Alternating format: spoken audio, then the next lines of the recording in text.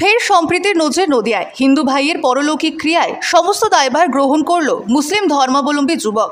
ধর্ম নিয়ে রাজনীতি নয়, সম্প্রীতির মেলবন্ধনই বাংলায় পরিচয়, জানালেন বিশিষ্ট সমাজসেবী মনসুর শেখ।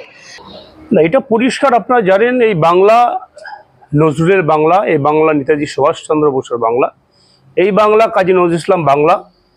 এই বাংলাতে আমরা পরিষ্কার ভাষায় বলে দিই, এই বাংলা, এই রাষ্ট্রতে সাম্প্রদায়িক সম্প্রীতিকে নষ্ট করা যাবে না। এক শ্রেণীর লোক যারা রাজনীতিকে সামনে রেখে যারা সম্প্রীতির দাঙ্গা বাঁধানোর চেষ্টা করে, তাদের বলে রাখি, এই বাংলা, এই ভারতবর্ষে কোনো দিনও আপনাদের চেষ্টা ব্যর্থ হবে।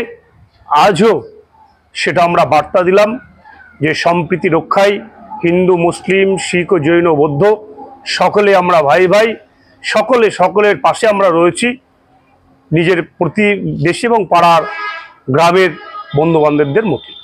দিনমজুরি খেটে খাওয়া দুস্থ পরিবারের গৃহকর্তার আকস্মিক প্রয়াত ঘটনায় দুস্থ হিন্দু পরিবারের পাশে দাঁড়িয়ে পরলৌকিক ক্রিয়ায় সমস্ত খরচা ঘাড়ে তুলে নিলেন মুসলিম ধর্মাবলম্বী তথা বিশিষ্ট সমাজসেবী মনসুর আলী শেখ। নদিয়ার কৃষ্ণনগর 2 নম্বর ব্লকের ধুবুলিয়া এলাকার বাসিন্দা মনোজিৎ দাস কিছুদিন আগে শারীরিক অসুস্থতার কারণে আকস্মিক মৃত্যুবরণ করে। পরিবারের নাবালক সন্তানেরা রয়েছে। এলাকার মানুষ কোনো রকমে টাকা পয়সা দিয়ে দাহকার্য সম্পন্ন করলেও শ্রাদ্ধ করার পয়সা ছিল না পরিবারের কাছে। সেখানেই এবার সম্প্রীতির নজির গড়লেন বিশিষ্ট সমাজসেবী তথা কৃষ্ণনগর 2 নম্বর ব্লকের বিশিষ্ট সমাজসেবী তৃণমূল কর্মী মনসুর আলী শেখ। এদিন মৃত মনোজিৎ দাসের পরিবারের পাশে দাঁড়িয়ে তার পরলৌকিক ক্রিয়ার সমস্ত দায়ভার গ্রহণ করলেন মনসুর বাবু। তিনি জানান, রাজনীতির আঙিনায় অনেকে ধর্ম নিয়ে রাজনীতি করে, তবে আদতে হিন্দু, মুসলিম, শিখ সকলেই ভাই ভাই এবং সম্প্রীতির নজির রাখে। এই নদিয়া সেরকমই। যেহেতু মনোজিৎ বাবু পরিবার তার সঙ্গে যোগাযোগ করেন এবং তার সঙ্গে যেহেতু মনোজিৎ বাবু একটা সময় পড়াশোনা করেছেন, সে কারণেই দুস্থ দিনমজুর পরিবারের পাশে দাঁড়িয়ে তিনি মনোজিৎ বাবুর পরলৌকিক ক্রিয়ার সমস্ত দায়িত্বভার গ্রহণ করলেন। এর আগে এই পরিবারের একজন সন্তান মারা যায় এবং খুব অল্প বয়সী, আমার সমবয়সী এবং আমার সঙ্গে পড়তো। আমার দুর্ভাগ্য যে ও মারা গেছে, আমি সেই দিন শুনিনি, না হলে আমি সেদিনও ওদের পাশে দাঁড়াতাম। এবং সেদিনের শুনলাম যে শ্মশান যাত্রীর বিষয়টা আশেপাশের লোক ব্যবস্থা করেছে এবং হিন্দু ধর্মের রীতি অনুযায়ী যে শ্মশান বন্ধুরা শ্মশানে যায়, তাদের যদি শ্রাদ্ধ অনুষ্ঠানের দিন খাবারের ব্যবস্থা হয়, সে কিন্তু স্বর্গবাসী হয়। এটা ধর্মে কালচার রয়েছে। ঠিক তেমনিভাবে এই পরিবার আমার কাছে পৌঁছায় এবং আমাকে বলে যে 150 শ্মশান যাত্রী, এদের দুমুঠো অন্নর ব্যবস্থা করতে হবে শ্রাদ্ধ অনুষ্ঠানের দিন, এবং আপনার স্পেসিফিকভাবে খুব নাম করতো, আপনার সঙ্গে পড়াশোনা করেছে। শুনে আমি খুব সত্যিই মর্মাহত এবং খুব কষ্ট পেয়েছি।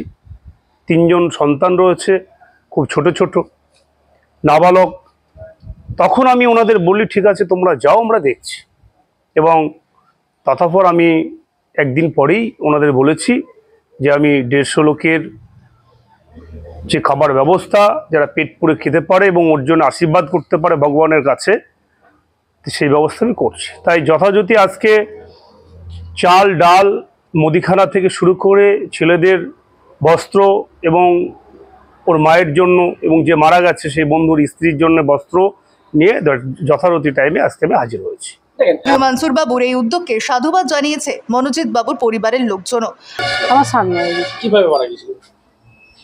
হঠাৎ মারা গিয়েছে। কি করতো আপনার স্বামী? এই দিন মজুর কাজ করতো। এই যে হিন্দু ধর্মের রীতিনীতি যেসব কাজ আছে সেগুলো করতে পারছেন? হ্যাঁ, করতে পারছি।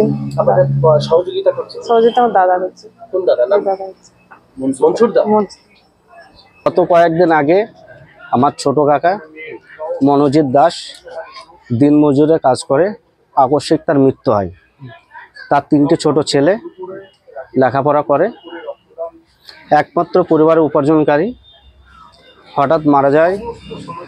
পরিবার এবং পাড়ার লোকজন গভীর শোকাহত। হিন্দু ধর্মের রীতিনীতি মেনে যে সমস্ত কাজকর্মগুলো করতে হয়, স্থানীয় একজন স্বেচ্ছাসেবক, সম্ভবত নাম মনসুর শেখ, উনি ব্যাপারটা জানতে পারেন এবং এই পরিবারের পাশে এসে উনি সাহায্যের হাত বাড়িয়ে দিয়েছে। আশা করব উনি এই ধরনের গরিব মানুষের পাশে থেকে এবং আগামী দিনে আরও এই ধরনের গরিব মানুষের পাশে থেকে উনি সাহায্য করে যাবেন। আবারও সম্প্রীতির নজিরে দৃষ্টান্ত দেখা গেল নদিয়ার ধুবুলিয়া এলাকায়।